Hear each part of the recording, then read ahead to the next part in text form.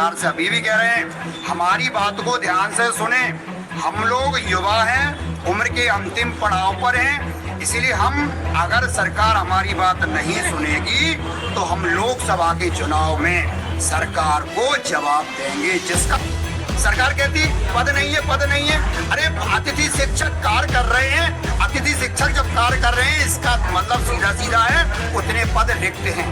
अपनी अनुसूचित बहन की इच्छानुसार बहनों ने अनुसूचित बहन की क्यों की, ये हम लोग नहीं करा रहे हैं, सरकार बेबस हम लोगों का ही कार्य करा रही है। क्योंकि अब हम करेंगे क्या, मात्र पुराने पद जो 18 के बचे हुए शेष पद 2-2.5 हजार जो पद थे उन पदों में सरकार ने हमारी नियुक्ति की है और बाकी जो फ्रेश पद थे वो पद हम लोग के नहीं खोले।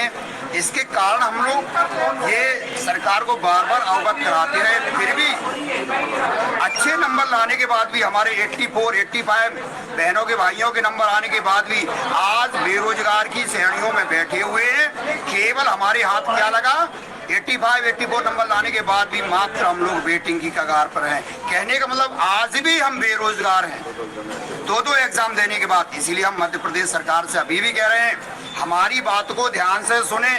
हम लोग युवा हैं, उम्र के अंतिम पड़ाव पर हैं, इसीलिए हम अगर सरकार हमारी बात नहीं सुनेगी तो हम लोकसभा के चुनाव में सरकार को जवाब देंगे, जिसका पूर्णतः विरोध करेंगे। युवा वर्ग बिल्कुल पूर्णतः विरोध करेगी, है ना। और बार बार हम सरकार से यही कहते हैं, ये जो फ्रेश पद आप पर पर्याप्त हैं। भाई हम पूछ रहे हैं, सरकार कहती पद नहीं है, पद नहीं है। अरे अतिथि शिक्षक कार्य कर रहे हैं, अतिथि शिक्षक जब कार्य कर रहे हैं इसका मतलब सीधा सीधा है उतने पद रिक्त हैं। हम लोग चयनित होने के बाद भी अच्छे अंक लाने के बाद भी हमारी बहनें भाई लगातार रोडों पे फिर रहे हैं, आंदोलन कर रहे हैं। तो आंदोलन कौन करा रहा है? आंदोलन हम नहीं करा रहे, हम तो चाहते घर पे बैठते चयनित होते, लेकिन सरकार ये आंदोलन सरकार स्वयं करा रही है। इस प्रकार के झगड़ा जो भी हो रहे हैं ये सरकार स्वयं करवा रही है। हम लोग नहीं चाहते कि हम लोग रोड पर उतरे, हम शिक्षक हैं, हम फिर भी मर्यादा के अकॉर्डिंग चल रहे हैं। लेकिन देख रहे हैं आज हमें बैठने की जगह भी नहीं दी जा रही है। यहाँ पर ऐसे देखा जा रहा है जैसे हम आतंकवादी हैं। अरे हम काहे के आतंकवादी, हम लोग 2-2 एग्जाम क्वालिफाइड, हम लोग शिक्षक हैं। तो ये गलत तरीका है, सरकार अपनी रणनीतियों को बदले। अगर ऐसी लगातार सरकार यही कार्य करती रही, आज हम मध्य प्रदेश के युवा जितने भी हैं, क्योंकि उम्र के अंतिम पड़ाव पे हैं, आज हमने अपनी अनुसूचित बहन की इच्छानुसार बहनों ने अनुसूचित बहन की क्यों की, ये हम लोग नहीं करा रहे हैं, सरकार बेबस हम लोगों का ही कार्य करा रही है। क्योंकि अब हम करेंगे क्या, उम्र के अंतिम पड़ाव पर है, अब एग्जाम दे नहीं सकते, तो ऐसी मार्कशीट से क्या फायदा है जो इतनी महंगी महंगी डिग्रियां हमने खरीदी हैं। 2-2 एग्जाम हमने दिए, अच्छी कोचिंग सेंटरों पे जाके हमने तैयारी की है। इसीलिए तैयारी की कि हम लोग आज बेरोजगार की कंडीशन पर चल रहे हैं और सरकार नारी शक्तिकरण की बात करती है। तो ये आज हमारी बहनें खड़ी हुई हैं, ये बहनें खड़ी हुई हैं जिनकी पीड़ा सरकार नहीं समझ रही है। तो काहे का नारी शक्तिकरण? कुल मिला के बीजेपी सरकार ऐसे कार्य कर रही है, नारी शक्तिकरण की बात कर रही है। तो हम बार बार कहेंगे, इस बार नारी शक्तिकरण का भी विरोध है, वो भी विरोध करेंगी सरकार का। और युवा भी नाराज है, युवा वर्ग पूर्णतः नाराज है, 24 का जो कि पूर्णतः विरोध करेगा। नाम पता बताओ। नाम हमारा देवेश कुमार पालीवाल। आगे पद अध्यक्ष पद पे है, प्रदेश अध्यक्ष बेरोजगार शिक्षा संघ। हमारी मांग केवल यही है कि पदों की संख्या बढ़ाएं। प्रथम काउंसिलिंग में उनके साथ भी हम लोगों को नियुक्ति पत्र दिए जाए। मैं कर रहा हूँ कि जो पदों में नाम मात्र भर्ती निकाली है हमारी, एक तो ये इन्होंने गलत किया।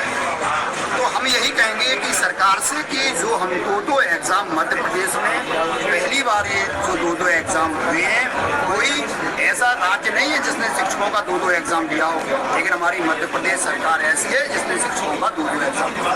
चलो एग्जाम की दिक्कत नहीं है, हम लोग एग्जाम भी दिए।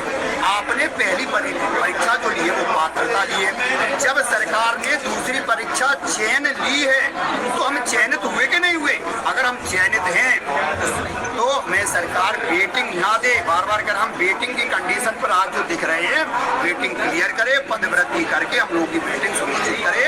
और जो चयनित किए उन व्यक्तियों के साथ भी, उन चयनित अभ्यर्थियों के साथ भी हमारा अधिकार है और हमें भी नियुक्ति पत्र प्रदान करना। सीएम हाउस गए थे, वहाँ क्या कहा? हाँ, सीएम हाउस से गए, अभी हमारे माननीय मुख्यमंत्री जी नहीं मिले, लेकिन उनके